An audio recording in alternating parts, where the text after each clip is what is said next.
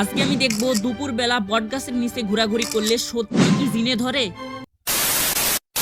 এটা জানার জন্য আমি দুপুর বেলা চলে এসেছি। প্রথমে আমি বট গাছের আশপাশ ভালোভাবে ঘুরে দেখলাম, এরপর আমার ক্যামেরা সেট আপ করে এই গাছের নিচে আমি ঘোরাঘুরি করতে শুরু করলাম। কিছুক্ষণ ঘোরাঘুরির পর এই গাছের নিচে আমি অদ্ভুত রকমের একটি আওয়াজ শুনতে পাচ্ছিলাম। যাই হোক, কিছুক্ষণ পরে গাছের মালিক আসে এবং উনি আমাকে এই গাছ সম্পর্কে বিভিন্ন ধরনের তথ্য বলতে থাকে। বাট উনি আমাকে এমন একটা তথ্য দেয় যেটা শোনার পর তোমাদের হাত পা ঠান্ডা হয়ে যাবে। বলেন কি?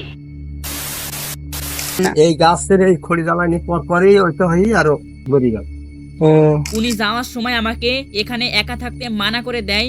আমি কারণ জিজ্ঞাসা করলে উনি আমাকে কিছুই বলে না। তো আমি আবারও ক্যামেরা সেট আপ করে এখানে ঘোরাঘুরি করতে শুরু করি, কারণ আমাকে জানতে হবে সত্যি আমাকে জিনে ধরে কি না। বাট গাইজ, কেন জানি না আমার মনে হচ্ছে কেউ আমাকে এখান থেকে চলে যেতে বলছে। গাইজ, যেহেতু আমি একা ছিলাম এই জন্য আমি বেশি রিস্ক না নিয়ে গাছকে বিদায় জানিয়ে চলে আসলাম। আমার মতে এখানে আসলেই জিন আছে।